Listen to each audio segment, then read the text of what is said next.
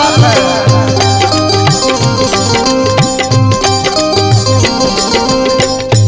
गौरा मन तोहर बसल जवना बोर में पूछो उनका नइखे घर में।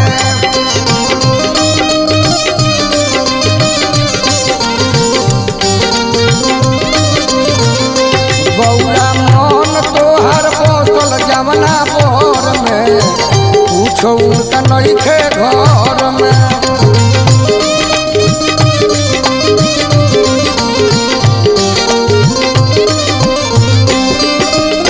नइखे उनका घर में हो, नइखे उनका घर में।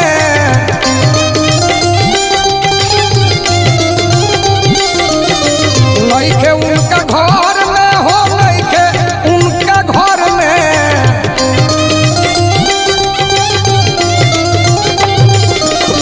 ए पार्वती अब बारे बुढ़ारी का उमर में पूछो उनका नइखे घर में।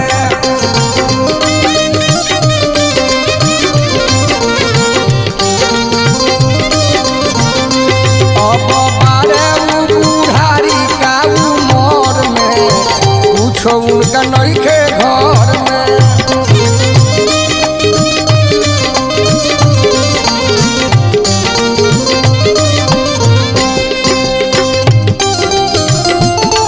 माता पार्वती के तपस्या करत बानी, सप्तऋषि लोग पहुँचल बा और उहे सप्तऋषि लोग कहता कि शंकर जी का लेके पूछल बा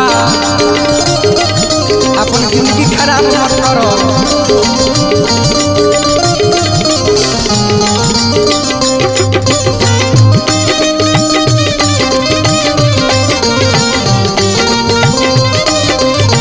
जय हो खजमुद्दीन भैया।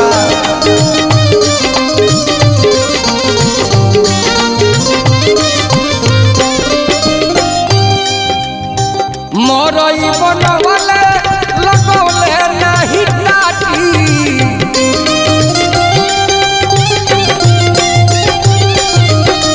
सोफा बाबे सपना टूटल कोना खाटी।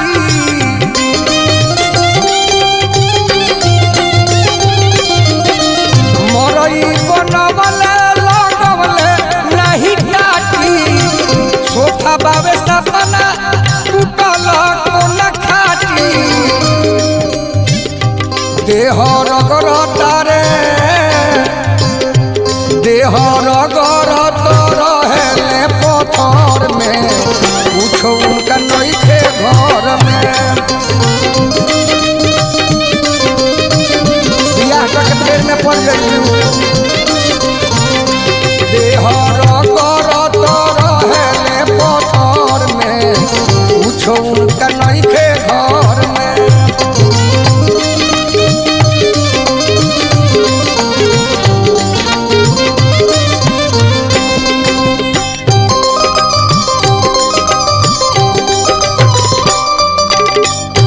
लाख सप्तऋषि लोग समझावता लेकिन मैया पार्वती बात के समझत नहीं। भोला बाबा के चरण में ध्यान देले बारी।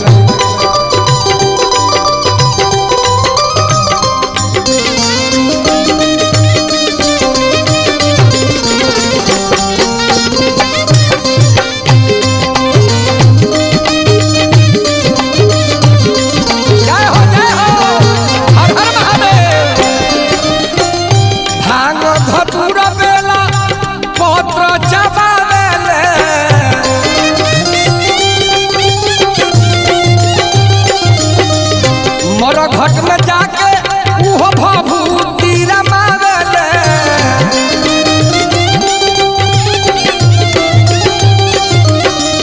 भांग धतूरा बेल पत्र चबावेले।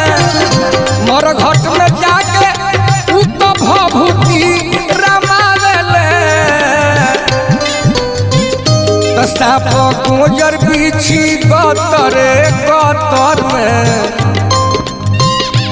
साप बिछी बाट गतरे गतर में पूछो उनका नइखे घर में।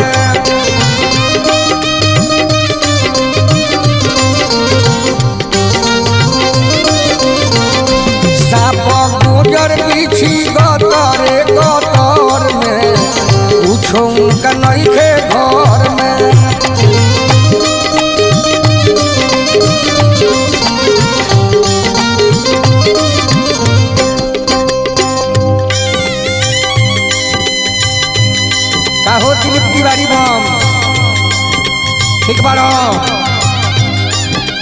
रंगलाल बम विजय सिंह बम बबलू सिंह बम का हो सरोज बम बढ़े कदम पूरी का यह पुरिया में सुना रहे राजेश बम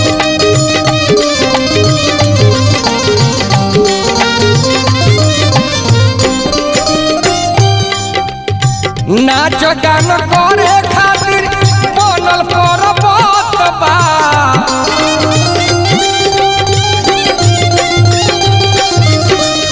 राजू सवलिया विश्व के थैली सरबत बा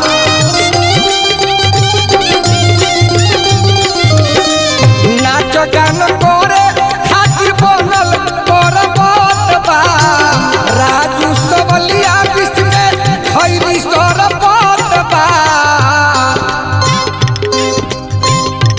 तहरा कौन खुशी लौकल बा नजर में बोलो तहरा कौन खुशी लौकल बा नजर में पूछो उनका नहीं थे घर में